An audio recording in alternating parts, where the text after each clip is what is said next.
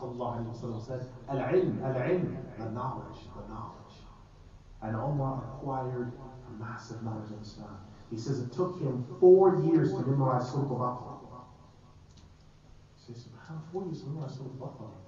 You got Muslim brothers that memorize it in a year, 2 years, the whole Quran. Surah Al-Baqarah, 2 years, a couple years, 4 years. Why so long?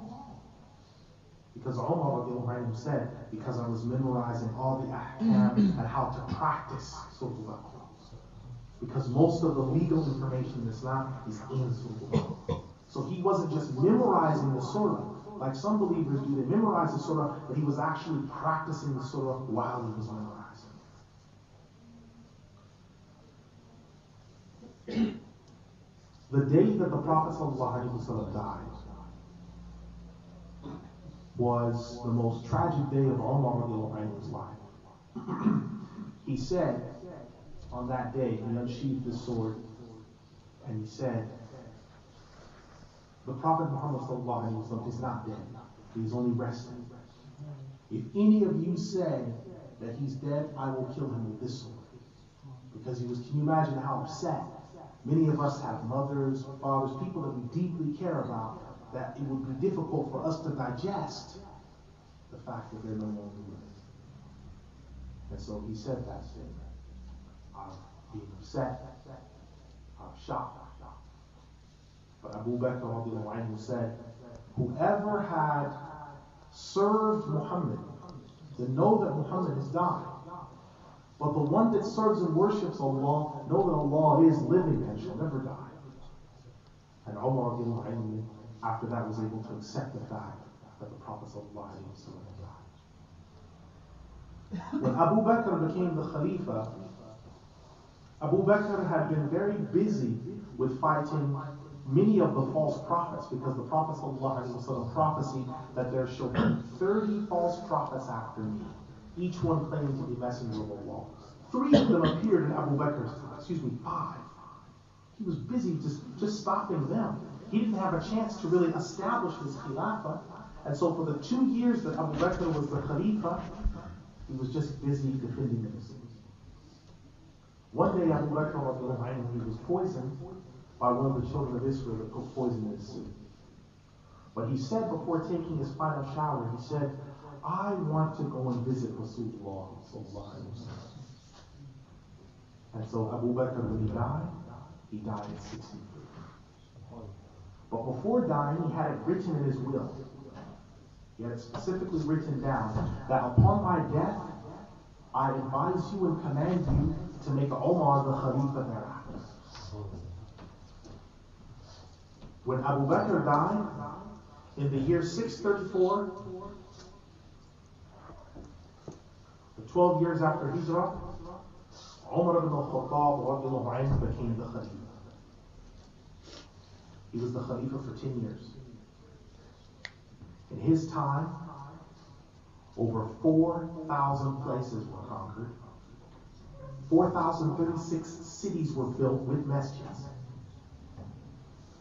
Umar designed cities. He used to sit down and make prototypes and blueprints and design cities. When he conquered Jerusalem in 641, he came and visited and drew out and redrew a floor plan for how Jerusalem should look. And that floor plan is about still 40% in place, even after the Israeli incursions. Umar built 2 of the most important cities in Islam, Basra and Kufa. For Basra, when he built that city, he said, I want you to dig deep in the ground, in all the directions, right, left, down. And I want you to dig as far as you can. If you find any idols, you are not to build that city there. And they came back and said, Umar, we found no idols. He said, then you may build the foundations of the city. The city that was built was named Al-Basra, which is a prophecy in the Sunan of Imam Abu Dawood, where the Prophet ﷺ mentioned that there shall be a city named Basra. And many of my muhajirun shall inhabit that city. Utbah ibn Ghazwan, one of the first Muslims, was sent to that city. Anas ibn Malik is buried in that city. He was the last Sahabi to die. Umar built his twin city, Kufa. Out of Basra came Al-Hasan al-Basri, Rabi' al-Adawiyya. Many people studied there. Imam Ahmad ibn Hanbal, Imam Muhammad bin Ismail al-Bukhari, who wrote the Sahih al-Bukhari. Imam Muslim studied there. Imam al-Nasa'i studied there. Imam al-Tirmidhi studied there. Between 3,000 and 10,000 Sahaba were teaching the Tabi'een there. Ali radiallahu anhu used to call Basra the lamp of the Ummah. And he used to call Basra and Kufa the two twin lamps of the Ummah. Omar built city after city after city. Omar was responsible for street lights. He had oil-filled street lights line the streets. He designed pensions for soldiers, stipends for people who fought in long-range wars. He was responsible for all of this. Ceiling lights. Something we take for granted, ceiling lights. Because he kept hearing about people that had lanterns on the floor, the lantern would fall over and burn the whole house down. He said, from this day forward, there will be no more ceiling lights. There will be no more lanterns on the floor. There were ceiling lights filled with oil. When you go to Masjid Al-Aqsa, you still see an example of ceiling lights. So Umar was thinking safety first. I'll mention one thing about his khilafah. He used to walk the streets at night of Medina, looking at different things, making sure the believers were safe. And he found a Bedouin woman outside. She was just stoking a fire, and there was just white smoke coming off. Whenever you see a fire and there's just white smoke, that means nothing's cooking, it's just water. And he came to her and said, "What's wrong? Why aren't you making food?" She said, "Because I have none. But my children, when they see the smoke or they smell it, they'll assume that it's food and they'll stay asleep and that they're going to be woken up soon." And he said, "Well, then what shall you do?" She said, "Well, I can't do much now, but on the day of resurrection I have one dua, and that dua is against the Khalifa of the Muslims, because he hasn't fed his subjects." And he said, "Well, maybe he doesn't know." And she said, "Then the Khalifa's a fool, because he should know about how his people are faring." So Umar said, "Wait just a moment." And he ran back to his house, and he filled a large sack with food. And he came back. And he gave the woman the food as a gift, and she said, thanked him very much. The children were happy. They were playing on him, tugging at his beard, what normally kids do. And he said, "Are you pleased now?" She said, "Yes." She said, "You should be the Khalifa, because the one we have isn't any good." And so Umar was known for his justice. Even people that were enemies to him.